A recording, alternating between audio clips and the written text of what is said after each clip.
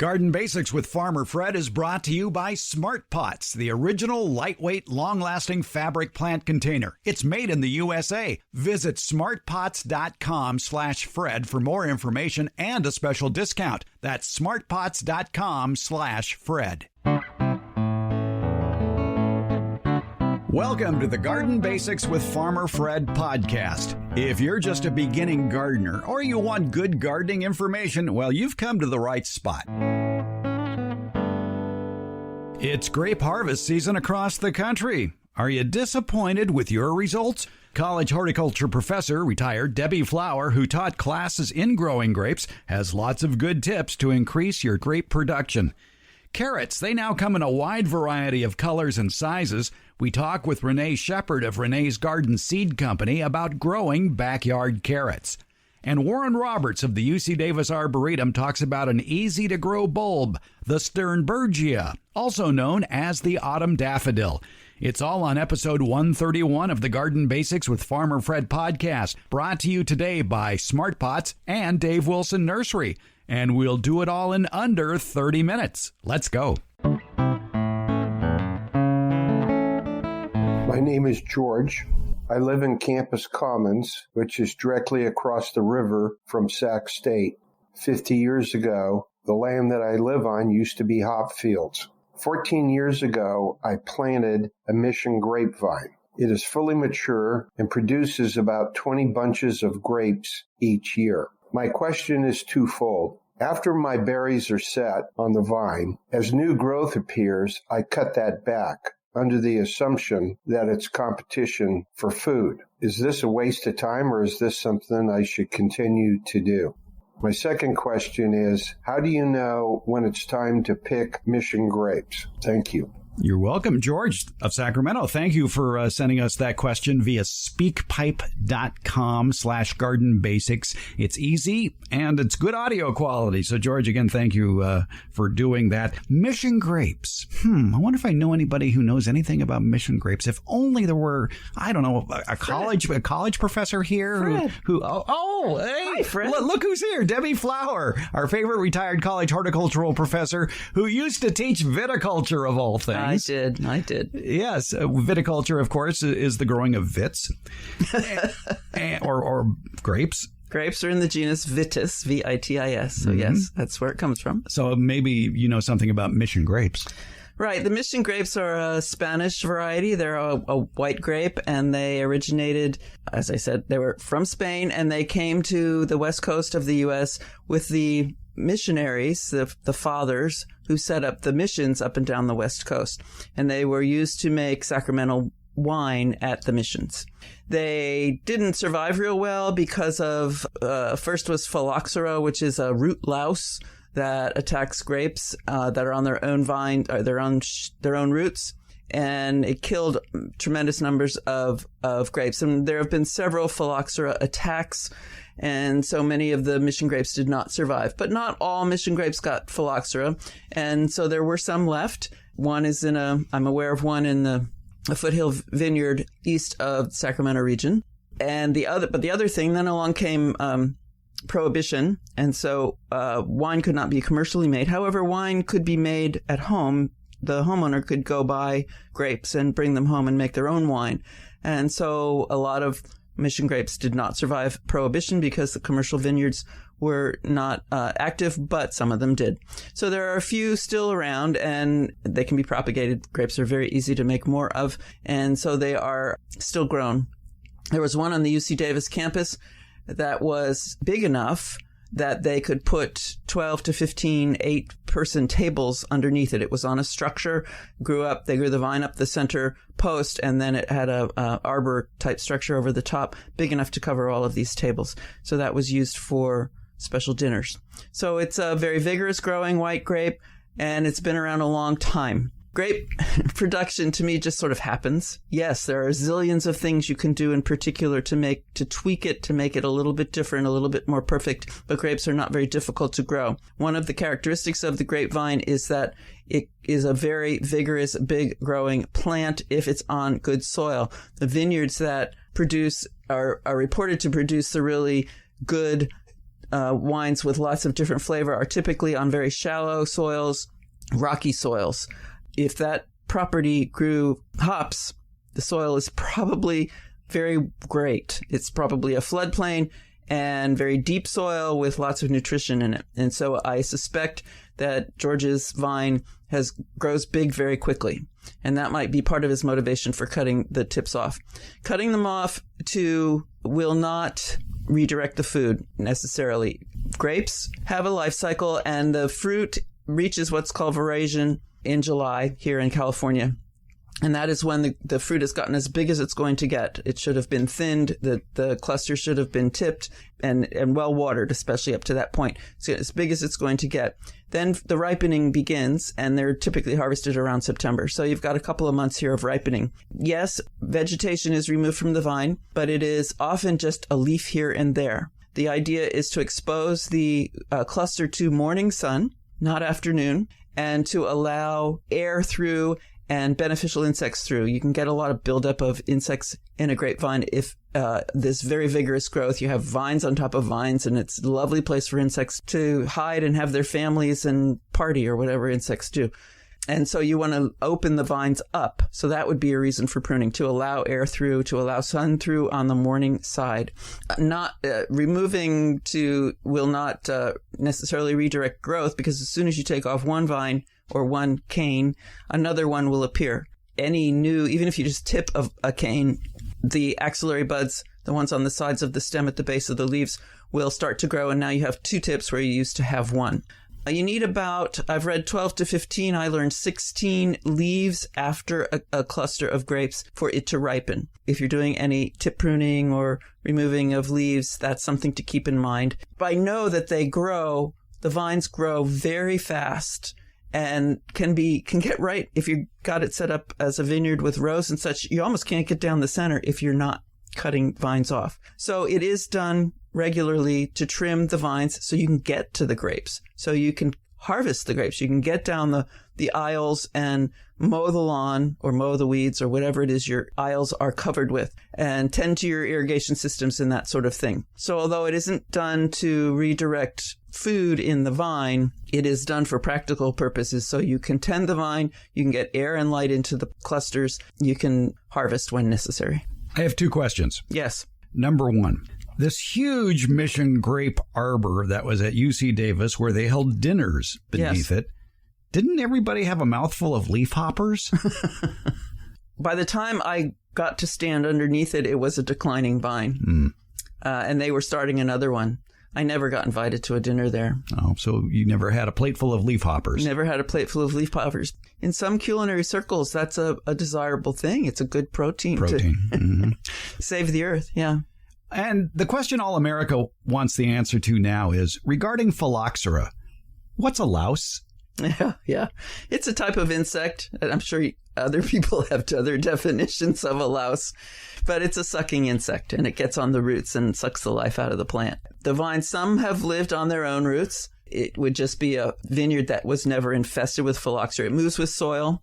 It can move on equipment. You have to be very careful with hiring equipment or whatever. Some vineyards never got it. Some vineyards liked it. At a vineyard that had phylloxera, it was a red grape. I don't remember which one. It was in the foothills east of Sacramento. And they actually felt they got better quality out of the stressed vines. They got better quality grapes out of the stressed vines than they did out of the lushly growing vines. Winemakers are very good of making lemonade out of lemons, so to speak, because look at all the interesting new boutique wines coming out that are bragging about their smoky flavor. That's what I would be very interested in trying that. Yes. Now that we're having all these fires.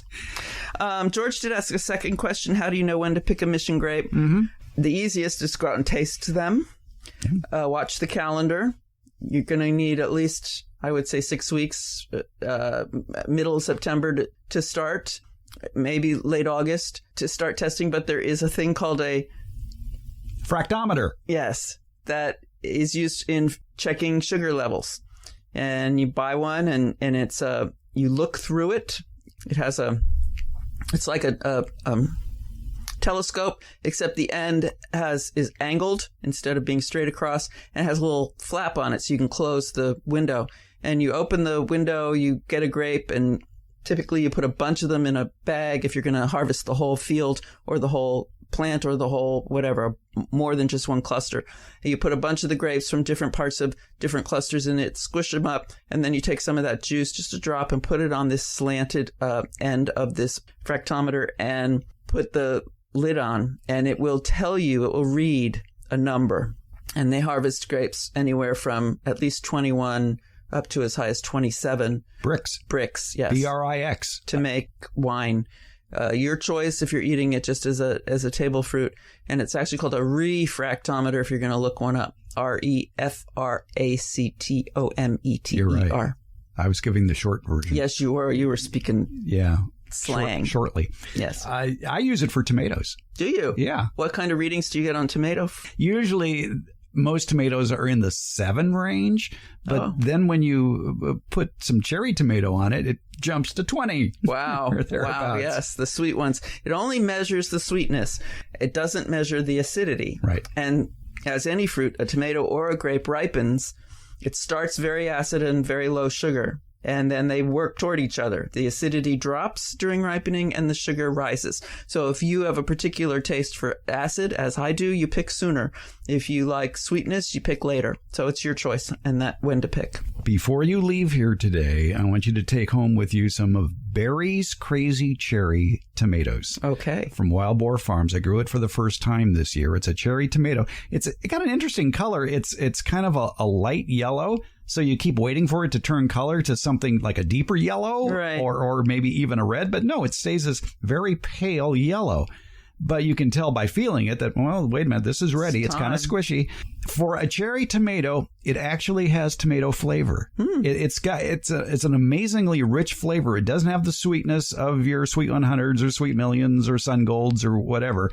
But it's just an interesting complement if you're presenting a tomato salad at dinner time that's full of cherry tomatoes. And the color is a good contrast, too. So it's actually a very nice mix with red cherries and this light yellow Barry's Crazy Cherry tomato with some mozzarella on it. I'm getting hungry. It's very good. I would like to try it. Thank you. Okay. It surprised me. But that has nothing to do with George's Mission Vine. But I think the big takeaway from what you said, if I was listening correctly with half an ear, was that you need to leave 14 to 16 leaves past the bunch of grapes in order for it to ripen effectively. Right. Correct. The food that is made in the leaves beyond, toward the tip of the vine, past the fruit, is what it moves back. That's how food moves in plants. It moves back toward the stem, the cane, the trunk of the plant, and on the way it'll get diverted into the clusters. And so, yes, you need 14 to 16 leaves in order to get enough sugar into the fruit. So sugars then are produced by the leaves and are sent back down the pipeline? Correct. Back down, and it stops off at the fruit on its way back down to the roots. Right. The fruit is a very strong, it's called sink. Plants have sinks, and that's where food goes. George talked about new growth. New growth is definitely a sink. Fruit is a stronger sink. It will go there first. By the way, folks, use that word Brix next time you play Scrabble or Words with Friends. There you go. B-R-I-X. Worth a lot of points. Well, we learned a lot about grapes today. Thank you, viticologist Debbie Flower. You're welcome. We're glad to have Smart Pots on board supporting the Garden Basics podcast. Smart Pots are the original award-winning fabric planter. They're sold worldwide. Smart Pots are proudly made 100% in the USA. I'm pretty picky about who I allow to advertise on this program. My criteria, though, is pretty simple. It has to be a product I like, a product I use, a product I would buy again. And Smart Pots clicks all those boxes. They're durable, they're reusable. Smart Pots are available at independent garden centers and select Ace and True Value stores nationwide.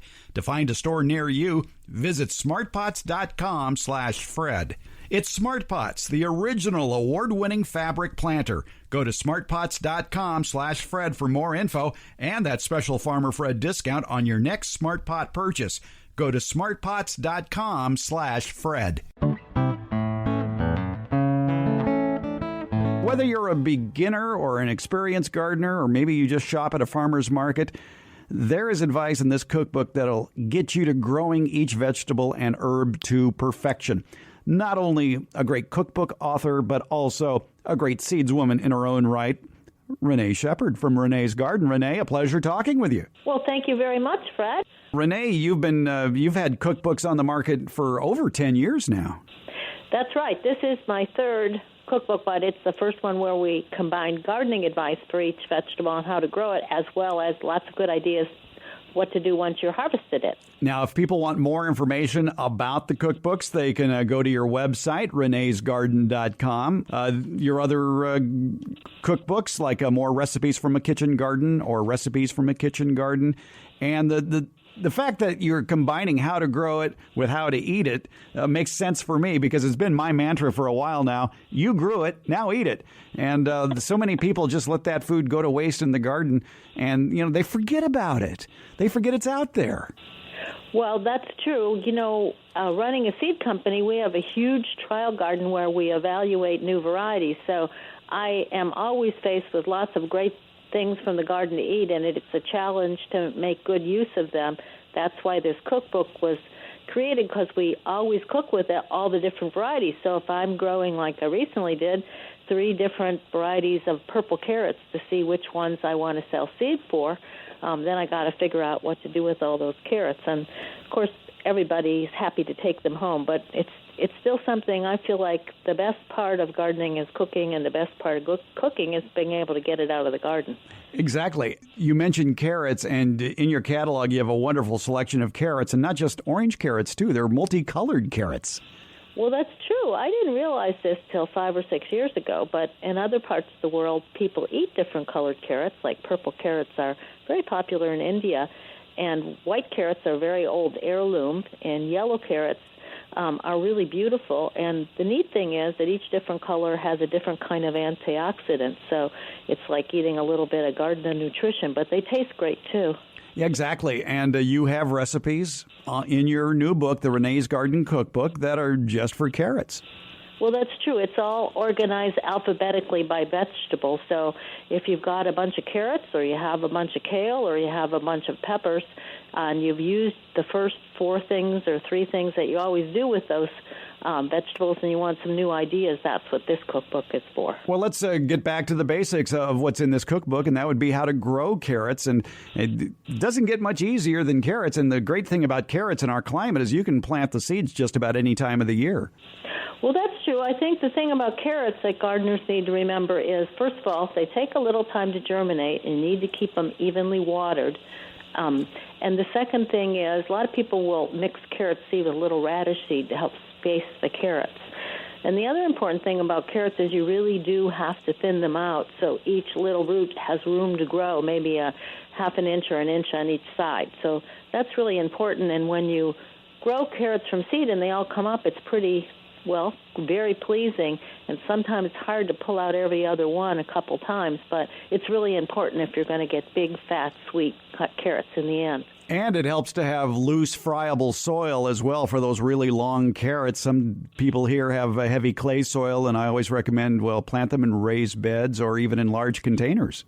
Well, that's true, and we actually sell a round carrot that was developed for the muck soils outside of Paris 150, 200 years ago. It's round, and it gets about the size, of a walnut. They're really cute, too. And you can grow round carrots if you have deep soil, so that's a way around that. The carrots, the varieties, it's up to you. It's up to your imagination as far as you want to grow. And I mentioned that you can plant them just about year-round in California. Well, that's probably more true for coastal California and where you are in the hills above Santa Cruz and that area around Felton. But around here, you can plant carrots from seed from August through December and March through May. Pretty much the same here. We get a lot of hard frost here. And when the days are real short, you need to get the roots well established. So depending on the winter season, they'll either get ready before the depths of winter, or they'll wait in the ground and start to put on more growth in spring.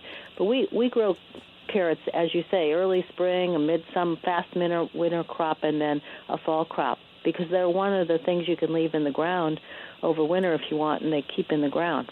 And don't forget, too, that you can also do a succession crop where every few weeks sow another small row of carrots, so you'll always have carrots ready.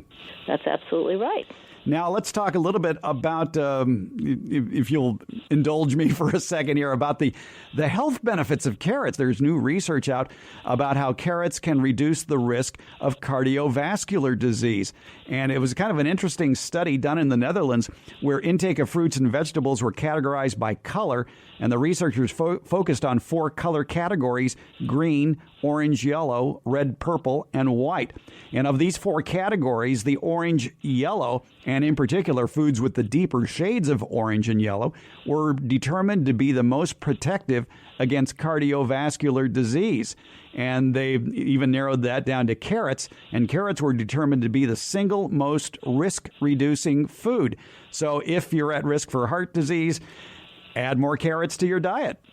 And they also, besides being good for you, can taste good. And, of course, carrots, I think most people have heard that carrots are one of the best sources of beta-carotene, which is really good for your skin and eyes and hair. So, yes, they have a lot of benefits. And, you can take carrots, clean them well, cut them in 1-inch pieces, toss them in a little olive oil, and then roast them for about 20 minutes till they get just nice and tender and maybe a little caramelized on the outside, and then sprinkle some of your favorite herbs like little thyme or a little tarragon on them. That's delicious. Or you can, cook them on top of the stove in a little oil and then put a little honey and lemon juice on them and make them sweet sour. There's lots of easy things to do with carrots besides just plain boiled or plain raw, although those are great. Now, I see you have a recipe in there that even includes some wine with carrots. Oh, absolutely. It's a good way to work with them, and I've got a bunch of, I think, really fast and easy recipes for carrots. Indeed. It's I like the idea of the blushing carrot that basically combines it with pears, red wine, and lemon thyme with a lightly spiced glaze. That sounds great. Well, thank you. It is good. Renee Shepherd, always a pleasure talking with you. You can find more information about Renee's cookbook and the seed catalog. Just go to reneesgarden.com. That's Renee with 2 E's, well, 3 E's, technically, RENEESGARDEN, reneesgarden.com, and get the cookbook, order your seeds. It is seed ordering season, folks, so go for it. There's a lot of good products in that catalog. I get my Renee's Garden seeds every year, and I always have great luck with them. So, Renee Shepherd, once again, thank you for spending some time with us. It's a pleasure, and thank you very much. You have a small yard and you think you don't have the room for fruit trees? Well, maybe you better think again, because Dave Wilson Nursery wants to show you how to grow great tasting fruits, peaches, apples, pluots, and a lot more in small areas. You could even grow them in containers on patios as well. It's called Backyard Orchard Culture, and you can get step-by-step information via the Fruit Tube videos at davewilson.com. And that's where you're going to find the closest nursery to you that carries Dave Wilson's quality fruit trees. So start the backyard orchard of your dreams at davewilson.com. The Garden Basics with Farmer Fred podcast has a lot of information posted at each episode. Transcripts, links to any products or books mentioned during the show. Plus, you can just listen to the portions of the show that interest you. It's been divided into easily accessible chapters. There's other helpful links for even more information, including info about the new Garden Basics newsletter. And just like the podcast, it's free. Plus, you'll find more information about how to get in touch with us. Leave an audio question without making a phone call via SpeakPipe. Go to speakpipe.com/gardenbasics. It's easy. Give it a try. You can also use your phone to call or text us the question and pictures. 916-292-8964. 916-292-8964. And you can email us, fred@farmerfred.com. And if you tell us where you're from, that's going to help us out greatly to accurately answer your garden questions. Because as I'm fond of saying, all gardening is local. In the show notes, you'll find links to all our social media outlets, including Facebook, Instagram, Twitter, and YouTube. And there's a link to the farmerfred.com website. And if you would please, if you hear something you like on the podcast, please share it with your friends and family. Thank you. Every week here on the Garden Basics podcast, we like to talk with Warren Roberts at the UC Davis Arboretum and Public Garden. He is their superintendent emeritus. Every week he has a plant of the week for us, a plant that could be putting on a show where you live, a plant that does well throughout, I won't say all the United States, but a lot of the United States. And today's not only grows throughout the Sun Belt and up the Mid-Atlantic coast, but also you can grow it in pots as well, which means you could bring it indoors in the wintertime. It is, well, I'll let you say it, Warren. What is this? This is the Sternbergia lutea, Sternbergia, lutea, Lutea. The specific epithet refers to the yellow color of the flowers, and Sternbergia is the generic name. This is a plant native to the Holy Land. It's one of the lilies of the field. Really? Oh, wow. Yeah, see, there we are. All right. And sometimes it's called yellow daffodil. Well, that's confusing because it's not a daffodil. But I think using the name Sternbergia works. It actually looks like a crocus, but it's not. The shape of the flower is similar to that. And it's another one of those plants that is dormant in the summer, kind of like the amaryllis. And then the leaves start to come up, and then the flowers outdistance the leaves. So these beautiful yellow flowers, golden yellow flowers, are not hidden by the foliage at all. Now, this is a plant which does not like to be wet when it's dormant, and it's dormant in the summer. So areas that are really rainy in the summer, like a lot of the east and the southeast, the best thing to do is keep that in pots and bring them out of the rain during the time that they're dormant. In the, I would say, the first part of August, you could bring them outdoors and let them absorb the rain, and then they'll start, the leaves will come up, the flowers will come up, and they'll bloom. They also are poisonous enough that gophers and other creatures don't eat them, which is good. But it is one of those plants that if you give it no water and no care in the summer, it survives perfectly well and then gives you this beautiful blooming in the early fall and on into the fall. And I guess this would be the time of the year to plant it then, midsummer, so you might be looking for these bulbs at your favorite local nursery. Yes, this would be a good time to do it. In the areas that it's native around around much of the Mediterranean, and has been planted widely in that area for a long time. There's a garden on Mallorca, which for the owner of the garden, this is her favorite flower. And she found out that she didn't have to water it, which was a good thing. She didn't have much water to spend. A perfectly beautiful plant. When does it usually bloom? It usually blooms in August and September. So it grows quickly then? Yes, it does. And again, it's like there are some crocuses that bloom in the fall. In fact, there's the autumn crocus, which isn't a crocus, which also blooms about the same time. So there are a number of plants the bulbous plants will give you late summer, fall bloom, which is a time when not as many things are blooming. So Sternbergia lutea is a good candidate for garden color in a time of the year when not as much is blooming. 1.5 inch flowers on 6 to 9 inch stems, and it stays green through the winter too, and then dies back in the spring. Interesting. Mm-hmm. It's getting ready for the Mediterranean summer in the area where it actually evolved. All right, the Sternbergia lutea, a member of the amaryllis family, does well throughout much of the United States. I guess for winter care, you'd want to, mulch it fairly well. Either that or keep it in pots and bring the pots indoors during the freezing season.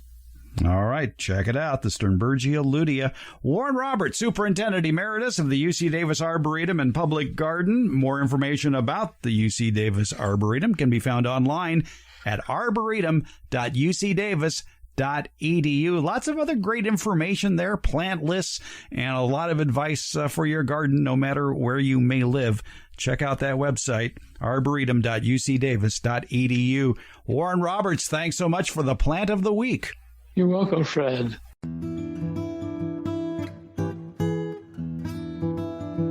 Garden Basics comes out every Tuesday and Friday. It's brought to you by Smart Pots. Garden Basics is available wherever podcasts are handed out, and that includes Apple, iHeart, Stitcher, Spotify, Overcast, Google, Podcast Addict, CastBox, and Pocket Casts. Thank you for listening, subscribing, and leaving comments. We appreciate it.